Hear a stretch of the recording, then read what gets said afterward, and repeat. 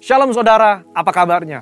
Pasti tetap bersemangat dan bersuka cita senantiasa. Nah, edisi Voice of Pentecost kali ini, kita akan membahas tentang tertanam di gereja lokal.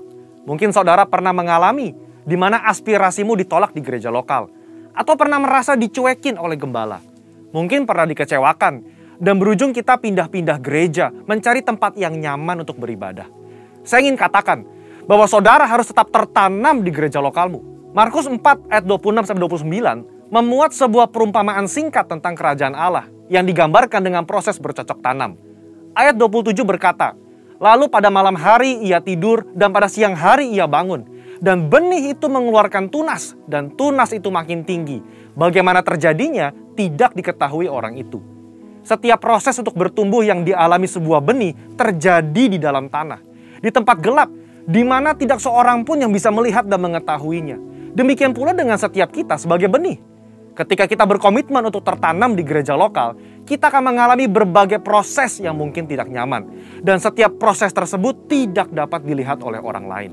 Sayangnya, banyak orang yang menyerah ketika melewati proses krusial ini.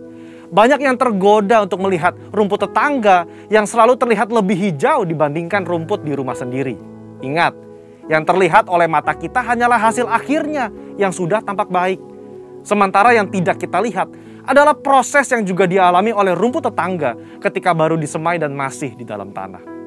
Di era pandemi COVID-19 ini, di mana kita harus beribadah secara virtual, semua gereja berlomba-lomba dalam menyajikan konten yang terbaik, display yang estetik, musik yang menarik, dan kemampuan editing yang kekinian.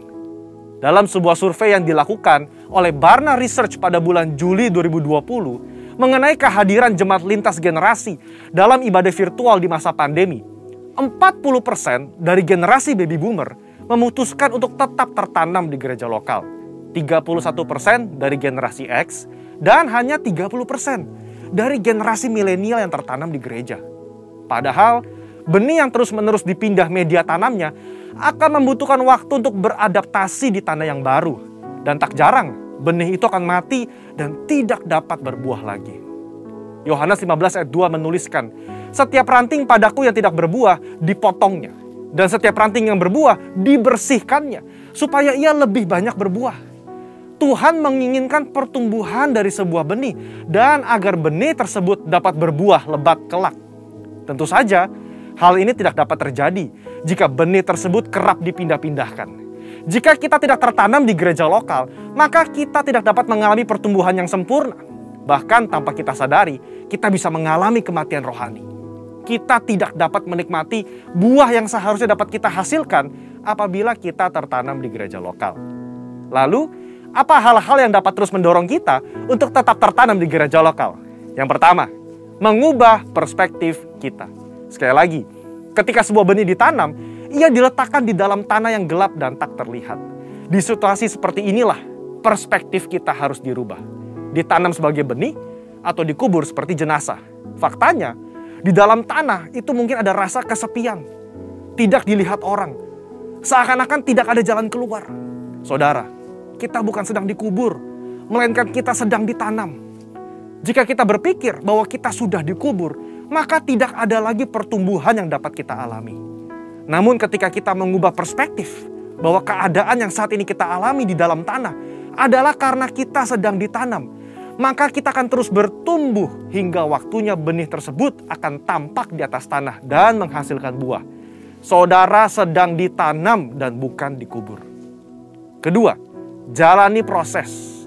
Proses adalah bagian terpenting dari perjalanan hidup setiap manusia, di mana manusia dibentuk lewat hal-hal yang sulit agar menjadi semakin baik dan semakin kuat di kemudian hari. Alkitab berulang-ulang menggambarkan hidup manusia bagaikan tanah liat di tangan tukang periuk. Sebelum menjadi bejana, maka tanah liat harus melalui proses diremukan, ditekan, bahkan dimasukkan ke dalam tungku untuk dibakar sebelum bejana tersebut jadi sempurna. Tidak ada seorang pun yang luput dari proses. Ingat, proses inilah yang menentukan seberapa kuat akar yang akan kita hasilkan untuk menyokong seluruh pertumbuhan kita nantinya. Oleh sebab itu, mengalami berbagai proses di gereja lokal adalah hal yang wajar agar kita sebagai benih dapat memiliki akar yang kuat. Dalam proses itulah Tuhan sedang membentuk karakter kita agar semakin serupa dengan Kristus. Yang ketiga, berhenti membanding-bandingkan. Kita tahu cerita tentang Lea yang selalu merasa tidak dicintai oleh suaminya Yakub. Karena Yakub lebih cinta kepada Rahel, istri keduanya. Pada saat itu, Lea melahirkan 3 anak laki-laki bagi Yakub, sementara Rahel mandul. Lea yang terus-menerus membandingkan cinta dari Yakub kepada Rahel merasa sedih, tertekan, kesepian, sampai ia mencurahkan perasaannya lewat arti nama yang diberikan ketiga anaknya. Kalau Lea terus-menerus membandingkan dirinya dengan Rahel, ia tidak dapat melihat berkat yang diberikan Allah kepadanya, yaitu anak-anak yang dikaruniai. Sama seperti kisah Lea, ketika kita sibuk membanding-bandingkan, kita tidak bisa melihat berkat yang telah Allah sediakan.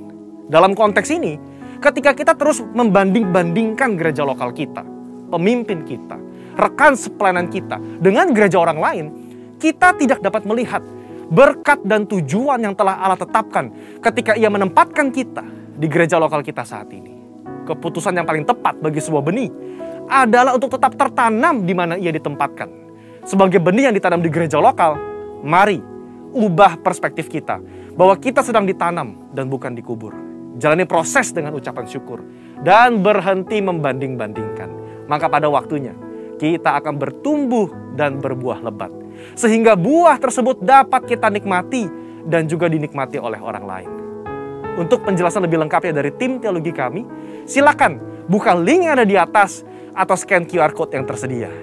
Salam integritas, Tuhan Yesus memberkati.